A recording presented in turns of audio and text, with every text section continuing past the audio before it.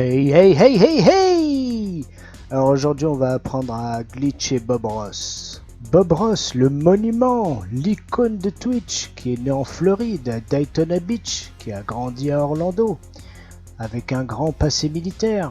C'était le mec qui te gueulait dessus dès que t'étais en retard, qui t'engueulait aussi pour que tu nettoies les chiottes avec une brosse à dents, et qui un jour prend la bonne résolution de quitter l'armée et de plus jamais crier sur les gens à nouveau, et qui se met à peindre. Et qui nous a malheureusement quittés en 1990, diagnostiqué d'un cancer des nœuds lymphatiques. Bob Ross, on t'aime, paix à toi.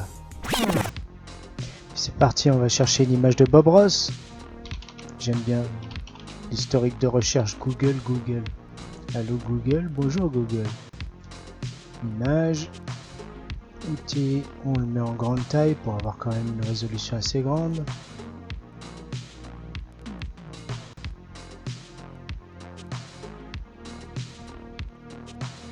Allez, celle qu'on a utilisée pour l'intro, je pense. Je regarde s'il n'y a pas mieux. Hein. Copier. Quand on fait CTRL-N sur Photoshop, il va conserver la taille du fichier qu'on a copié. Donc en fait, là, les dimensions sont déjà à la taille. CTRL-V. On double-clique sur le calque d'arrière-plan, on le supprime. On rename son calque, hein, quand même. On clique sur son calque, on fait CTRL-J pour le dupliquer. Cette copie de calque, on l'a passée en niveau de gris, image, réglage, noir et blanc.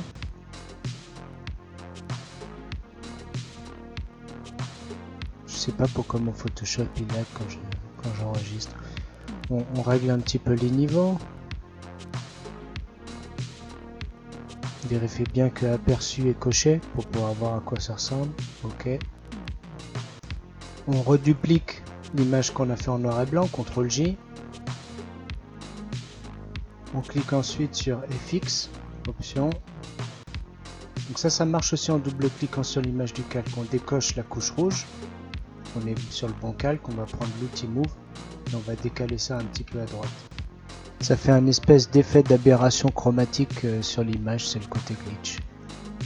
Ensuite on retourne sur Google Images, on va aller chercher un scanline.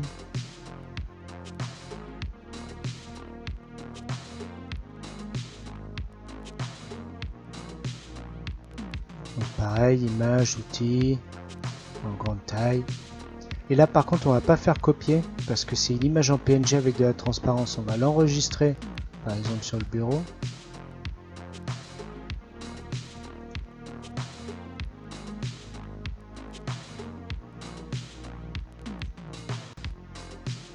Oui, c'est vrai, c'est le bordel sur le bureau. Hop, on affiche le fichier et on va le glisser directement. On le met à la taille. Entrée.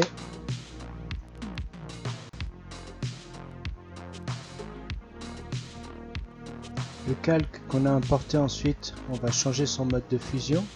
On va le mettre en incrustation. On va diminuer un petit peu son opacité, donc sur le côté gauche, on peut taper un petit peu dans la glissière, ou voire même rentrer une valeur prédéfinie, par exemple 40%. On sélectionne nos trois calques, sauf l'arrière-plan, le dernier. On le glisse dans le petit dossier, et ensuite on va faire CTRL-J sur ce dossier pour dupliquer l'intégralité des calques. Donc maintenant ce dossier qu'on a dupliqué, on va le fusionner, CTRL-E, on clique sur le dossier, CTRL-E. Maintenant on prend notre outil de sélection, carré, on va faire des longs rectangles et on va déplacer avec Shift pour que ce soit bien droit. On répète le process. On prend l'outil de sélection carré, on trace, on prend l'outil Move, on déplace avec Shift pour être droit. CTRL D pour désélectionner toujours.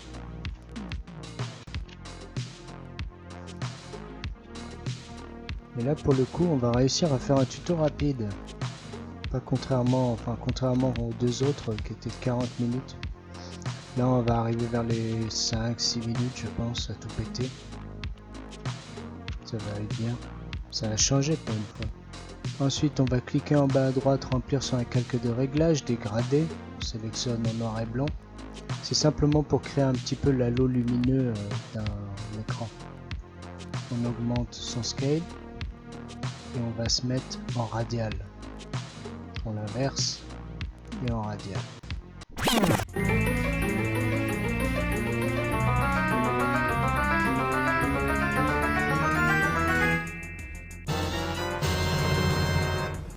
Et voilà, j'espère que tu auras apprécié ce tuto qui, ma foi, pour une fois, il était rapide.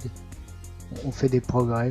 Alors n'hésite pas à partager cette vidéo, à t'abonner, à lâcher un pouce bleu, blablabla, blablabla, blablabla. Tchuss!